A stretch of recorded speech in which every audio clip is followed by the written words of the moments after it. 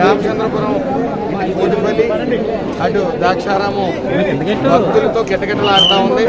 సుమారు 1,00,000 మంది టికెట్లు కొనుక్కుని వీక్షకులు స్వామివారిని దర్శించుకోవడం జరిగింది. అలాగే ఉచిత దర్శనం కాకుండా సుమారు 2 లక్షలు దాటి భక్తులు ఈ రోజున కోటిపల్లి స్వామివారిని దర్శించుకోవడం జరిగింది. అలాగే ద్రాక్షారం కూడా సుమారు 3 లక్షల మంది కూడా అక్కడ దర్శించుకోవడం జరిగింది. ఇదేమన్నప్పటికీ భక్తిభావం ఈ కరోనా వెళ్ళిన తర్వాత భక్తిభావం మనుషులు ముట్టుకుంటే చనిపోయే రోజు వస్తుందని ఎవరో అనుకోవాలి. ఆ పరిస్థితి తర్వాత భక్తిభావం అనేది బాగా పెరిగింది. అలాగే గత 9 నెలల నుంచి మీరు చూస్తూ ఉన్నారు, ఏదైతే ఎన్డీఏ కూటమి ఉందో పూర్తిగా ప్రసాదం మీద నాణ్యత ఉండేలాగా, అలాగే గుళ్ళన్నీ కూడా భద్రతా విషయంలో అతి జాగ్రత్తలు తీసుకుంటూ మరి భక్తుల్లో కూడా పూర్తి సంతృప్తి. అలాగే చూసారు తిరుపతిలో కూడా ఫీడ్బ్యాక్ బుక్ అనేది ఏర్పాటు చేయడం జరిగింది.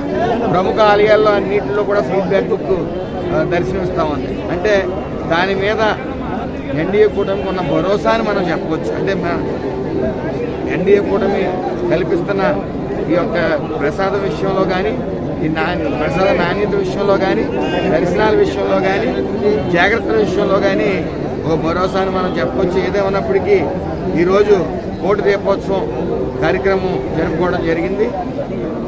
జనరల్గా ఈ దీపం అనేది అది ఆహుతయి ఎదుటి వాళ్ళకి వెలిగినివ్వటం అనేది మనం చూసాం. అలాగే ఈరోజు ఇక్కడ కోటి దీపోత్సవంలో పాల్గొని దీపం వెలిగిస్తే 1,00,000 దీపాలు వెలిగించిన ఫలితం మనకు వస్తుందని అనాదిగా ఆచారం వస్తూ ఉంది. మరి దానికి భక్తులు వేల సంఖ్యలో ఇక్కడ రావడం జరిగింది. ఏదేమన్నప్పటికీ చాలామంది ప్రముఖులు ప్రవచనాలు చెప్పేవారు కూడా ఒకటే చెప్తారు, ఏ మనిషి అయినా కష్టంలో ఉన్నప్పుడు శివనామస్మరణం ఓం నమ శివాయ అని చెప్పుకుంటే పాపాలన్నింటి నుంచి విముక్తి అవడం కానీ, కష్టాల్లో ఉన్నాడు గట్టెక్కడం విషయంలో కానీ ప్రముఖంగా ఓం నమ శివాయ మంత్రం జపించాల్సిందిగా మరి ప్రముఖులు అందరూ చెప్తూ ఉంటారు. మరి మనందరం కూడా ఇది ముఖ్యంగా ఈ రామచంద్రపురం నియోజకవర్గ ప్రజలందరూ కూడా చాలా అదృష్టవంతులు చెప్పుకోవాలి.